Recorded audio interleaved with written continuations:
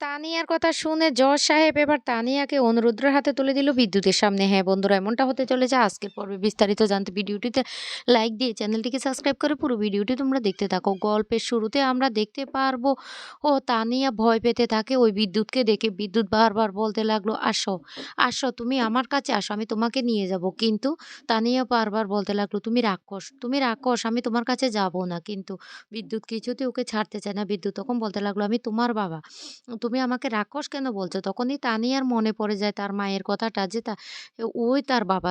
তানিয়া তখন বলতে লাগলো, না আমি তোমার কাছে কিছুতে যাব না, তুমি আমাকে নিয়ে যাবে, আমি তোমার কাছে যাব না, আমি মাম্মামের কাছে যাব। এই বলে বারবার পিছনের দিকে যে চেষ্টা করে, কিন্তু বিদ্যুৎ তাকে ধরার চেষ্টা করতে থাকে। আর তানিয়াটা তখন খুব কান্না করতে থাকে, কিন্তু বিদ্যুৎ কিছুতে তাকে ছেড়ে দেয় না। বিদ্যুৎ তখন বলতে লাগলো, আমি তোমার বাবা, আমি তোমাকে নিয়ে যাব। তানিয়া তখন বলতে লাগলো, না তুমি আমার বাবা হতে পারো না।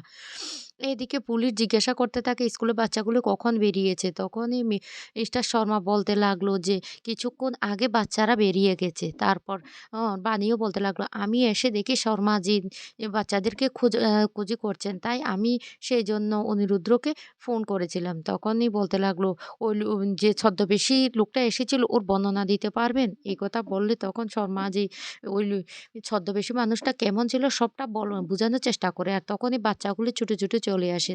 মানে তখন বলতে লাগলো, এই তো বাচ্চারা চলে এসেছে, তাহলে আমার তানিয়া কোথায়? আমার তানিয়াকে কেউ ধরে নিয়ে যায় না তো? এদিকে তানিয়া খুব কান্না করতে থাকে, কিন্তু বিদ্যুৎ কিছুতেই তানিয়াকে ছাড়তে চায় না। আর তানিয়ার কাছে এসে যখন তানিয়াকে জোর করে ধরে নিয়ে যাওয়ার চেষ্টা করে, তখন তানিয়া চিৎকার করতে থাকে আর বলতে লাগলো, বাঁচাও, বাঁচাও, আমাকে রাক্ষস নিয়ে যাচ্ছে, নিয়ে যাচ্ছে আমাকে রাক্ষস। এই বলে কান্না করে হঠাৎ করে অজ্ঞান হয়ে পড়ে যায়। তখনই বিদ্যুৎ কি করবে বুঝতে পারে না। বিদ্যুৎ তখন বারবার বলতে লাগলো, এই এই তানিয়া, তানিয়া চোখ খোলো, চোখ খোলো। তানিয়া কিন্তু কিছুতেই চোখ খোলে না। তানিয়া কোনো সাড়া দেয় না। তখন বিদ্যুৎ বলতে লাগলো, না তানিয়া, তোমার কিছু হতে পারে না, কিছু হতে পারে না তোমার। কিন্তু তানিয়া কোনো সাড়া দেয় না। এদিকে সবটা লুকিয়ে লুকিয়ে দেখতে থাকে কুসুম। কুসুম তখন বলতে লাগলো, এবার কি হবে তাহলে? তখনই বিদ্যুৎ বলতে লাগলো, যা করার এবার আমাকে করতে হবে। এই বলে তানিয়াকে কাঁধে নিয়ে রাস্তা দিয়ে হাঁটতে থাকে। আর এক পর্যায়ে ওই স্কুলের সামনাসামনিই চলে আসে। অন্যদিকে স্কুলের বাচ্চারা তখন বলতে লাগলো, আমরা চলে এসেছি। তানিয়া, তানিয়া কোথায় জিজ্ঞাসা করতে থাকে। তখন হঠাৎ করে একজন বলতে লাগলো, এই তো তানিয়া। তখনই বানি বলতে লাগলো, কোথায়, কোথায় তানিয়া? তখন ওই বাচ্চাগুলি দেখিয়ে দেয় যে দূরে তানিয়াকে নিয়ে বিদ্যুৎ আসছে। তখনই তো ওরা রীতিমতো দেখে চমকে যায়। এদিকে বিদ্যুৎ তানিয়াকে কাঁধে করে নিয়ে এসে বলতে লাগলো, কি ভেবেছো তুমি, কি ভেবেছো? সবসময় তুমি তোমার সংসার নিয়ে মেতে থাকবে, আমার মেয়েটাকে একটু দেখে শুনে রাখবে না? আমার মেয়েটাকে যদি দেখে শুনে রাখতে না পারো, তাহলে আমার মেয়েকে আমার কাছে দিয়ে দাও। সেটাও করছো না। মেয়েটা একা একা রাস্তায় কি করে বেরিয়ে গেল? তখনই বানি রেগে বলতে লাগলো, সবটার জন্য ও দায়ী, ও করেছে সবটা, ওকে আমি ছাড়বো না, ওকে আমি পুলিশে দেব। এইদিকে সমস্তটা লুকিয়ে লুকিয়ে কুসুম ভিডিও করতে থাকে। পুলিশ অফিসার তখন বলতে লাগলো, আপনারা শান্ত হন, শান্ত হন, আপনারা প্রমাণ ছাড়া কিছুই করা যাবে না। এদিকে তানিয়া অজ্ঞান হয়ে পড়ে আছে। তখনই অনিরুদ্র কোলে তুলে নিয়ে তাকে বারবার জল ছিটাতে থাকে আর বলতে লাগলো, তানিয়া, তানিয়া চোখ খোলো। এদিকে বানি বলতে লাগলো, আমি বিশ্বাস করি না, আমার মেয়ে একা একা কোথাও যেতে পারে না। তখন পুলিশ অফিসার বলতে লাগলো, বাকি বাচ্চাদেরকে আমরা জিজ্ঞাসা করেছি, ওরা নাকি নিজের ইচ্ছায় বেরিয়ে গেছে। তবে স্কুল কর্তৃপক্ষ যিনি দারোয়ান, তাকে কিন্তু আমরা কিন্তু জিজ্ঞাসাবাদ করেছি, তার কিছু গাফিলতি আছে। এভাবে বাচ্চাগুলো বেরিয়ে গেছে, আমরা প্রিন্সিপালের সাথে কথা বলবো। বিদ্যুৎ তখন বলতে লাগলো, স্যার, স্যার দেখুন না, ও আমার মেয়ে, আমার রক্তেরই মেয়ে। আর ও হলো আমার স্ত্রী। কিন্তু ও দেখুন একজন পয়সাওয়ালা লোককে পেয়ে আমাকে ছেড়ে দিয়ে ওকে বিয়ে করেছে। আর আমার মেয়েটাকে দেখুন, একদম খেয়াল করে রাখেন। আমার মেয়েটা দেখুন না, দেখুন না, আমার মেয়েটা রাস্তায় রাস্তায় একা বেরিয়ে গেছে। আর আজকে আমার মেয়েটার এমন অবস্থা হয়েছে, আপনি বলুন।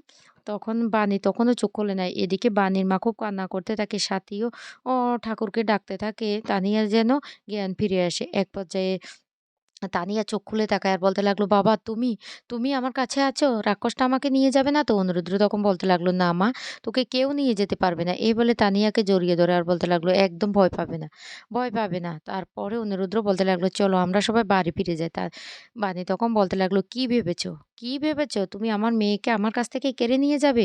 এতদিন তাহলে তুমি কোথায় ছিলে যে এতদিন পর্যন্ত আমি মেয়েকে মানুষ করছি? এখন তুমি এসেছো, মেয়েকে আমি দেখি না? তখন বিদ্যুৎ পুলিশের সামনে বলতে লাগলো, দেখুন দেখুন স্যার, ওর ব্যবহার দেখুন। ও এতদিন পর্যন্ত আমার মেয়েটার প্রতি একদম দায়িত্ব পালন করেনি। যদি দায়িত্ব পালন করতো, তাহলে আমার মেয়েটা এভাবে রাস্তায় ঘোরাফেরা করতে পারতো? বানে তখন বলতে লাগলো, "অফিসার আপনি বুঝতে পারছেন না, ও যতদিন বাইরে থাকবে না, ও আমাদেরকে কিছুতেই শান্তিতে থাকতে দেবে না। ও নিরাপদ নয়। ওর জন্য আমরা সবাই নিরাপদ নই।" তখন বলতে লাগলো, "শুনুন, প্রমাণ ছাড়া আমরা কিছু করতে পারবো না। তাই যা করার প্রমাণ নিয়ে করতে হবে।" এরপরে অফিসার বলতে লাগলো, "ঠিক আছে, আমরা সবটা খতিয়ে দেখছি কেমন করে বাচ্চাগুলি রাস্তায় চলে গিয়েছিল সবটা আমরা খুঁজে বের করছি। তারপর না হয় যা ব্যবস্থা করার আমরা করব।" বিদ্যুৎ তখন বলতে লাগলো, "স্যার আমার মেয়েকে আমার কাছে ফিরিয়ে দিন, ফিরিয়ে দিন।" মানে তখন বলতে লাগলো, "কক্ষনো না। আমি তোমার কাছে কখনো আমার মেয়েকে দেব না। মাথায় কথাটা ঢুকিয়ে নাও। আর নেক্সট টাইম যদি তুমি তানিয়ার ধারে পাশেও আসার চেষ্টা করো তাহলে আমি তোমাকে ছেড়ে কথা বলব না।" এদিকে বাড়িতে চলে আসার পরও তানিয়া খুব ভয় পেতে থাকে আর বলতে লাগলো, "বাবা, বাবা আমার প্রচণ্ড ভয় করছে।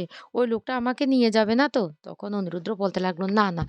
ও কিছুতে নিয়ে যেতে পারবে না।" তারপরে অনিরুদ্র মনে পড়ে যায় সেই তানিয়ার অসুস্থতার কথা। তখন বলতে লাগলো, "মাম্মাম কালকে কি? কালকে তোমার জন্মদিন না? তাহলে তোমার জন্মদিন উপলক্ষে তুমি তুমি কি, কি করবে সমস্ত কিছু তুমি লিখে নাও।" এই কথা বললে তানিয়া তখন খুব খুশি হয়ে যায় আর বলতে লাগলো, "এই ১ম আমি বাবার সাথে জন্মদিন পালন করব।" এদিকে বানি খুব সুন্দর করে ঘরটা সাজিয়ে তোলে। তানিয়ার খুব পছন্দ হয়ে যায় আর বলতে লাগলো, "খুব সুন্দর হয়েছে।" তানিয়া তখন বলতে লাগলো, "মা খুব সুন্দর করে তো তুমি সাজিয়েছো। আজকে আমার খুব, খুব আনন্দ হচ্ছে। বাবার সাথে আমি কেক কাটবো।" তখন অনিরুদ্র বলতে লাগলো, "হ্যাঁ মা, আমরা একসাথে কেক কাটবো। সবাই মজা করব।" তানিয়া তখন বলতে লাগলো, "তারপরে কিন্তু আমরা মিউজিক্যাল চেয়ার খেলবো।" তখন বানির মা বলতে লাগলো, "না, না সেটা আমার দ্বারা সম্ভব না।" কিন্তু ও সা তখনই বানি বলতে লাগলো, "আমরা শিখিয়ে দেব।" তানিও তখন বলতে লাগলো, "আমরা সবাই তোমাকে শিখিয়ে দেব কিভাবে খেলতে হয়। খুব দারুণ খেলা।" এরপরে একসাথে সবাই কেক কাটে, আনন্দ করে। তারপরে তানিয়া তার বাবাকে বলতে লাগলো, "বাবা এবার আমরা মিউজিক্যাল চেয়ারটা খেলবো।" তখন সবাই মিলে মিউজিক্যাল চেয়ার খেলার জন্য সবকিছু ও প্রস্তুতি নিতে থাকে। তারপরে তানিয়া তার মাকে, তার বাবাকে কেকটা খাইয়ে দেয়। এরপরে বলতে লাগলো, "চলো তাহলে আমরা মিউজিক্যাল চেয়ারটা শুরু করি।" এই বলে মিউজিক্যাল চেয়ার খেলাটা শুরু করে। কিন্তু বারবার সেই বানির মা বলতে লাগলো, "আমি এই চেয়ারে বসেছি। আমি এই চেয়ার থেকে উঠব না।" এই বলে ওরা ঝগড়া লেগে থাকে ওই মিউজিক্যাল চেয়ার খেলাতে। তখন বানি বলতে লাগলো, "মা তুমি বুঝতে পারছো না কেন? অন্তরাই তো ওই চেয়ারে আগে বসেছে। তুমিকে তো উঠতেই হবে।" আর তখনই হঠাৎ করে একজন লোক চলে আসে। আর ও এসে বলতে লাগলো, "আপনাদের নামে একটা চিঠি আসে।" অনিরুদ্র সেই চিঠিটা হাতে নিয়ে রীতিমতো চমকে যায়। তখন সাথী বলতে লাগলো, "অনিরুদ্র এটা কিসের চিঠি?" অনিরুদ্র সেই চিঠিটা দেখে বলতে লাগলো, "কোর্ট থেকে ওই কেসটা আবার ওপেন হয়েছে।" তখনই বানি বলতে লাগলো, "এটা এটা বিদ্যুৎ আবার এতদিন পরে কেন করল?"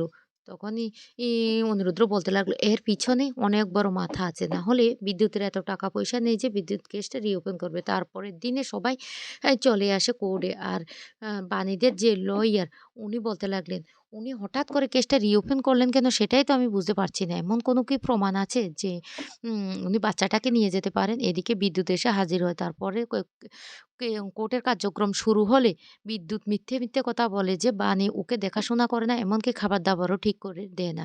তাই ও ওর মেয়েকে নিয়ে যেতে চায়। এদিকে মৌলি আর নয়নতারাও সেখানে চলে আসে। আর ওদেরকে দেখে ফেলে বানি তখন বলতে লাগলো, "এবার বুঝতে পেরেছি কারা পিছন থেকে এ ওকে উস্কিয়েছে।"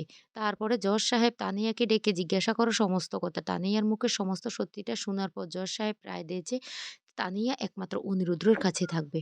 তারপরে অনিরুদ্ধের হাতে যখন তানিয়াকে তুলে দেওয়া হয় বিদ্যুৎ তখন প্রচন্ড রেগে যায় অনিরুদ্ধর উপরে। তো বন্ধুরা কেমন লাগলো আজকের পর্বটি অবশ্যই কমেন্ট করে জানাবে।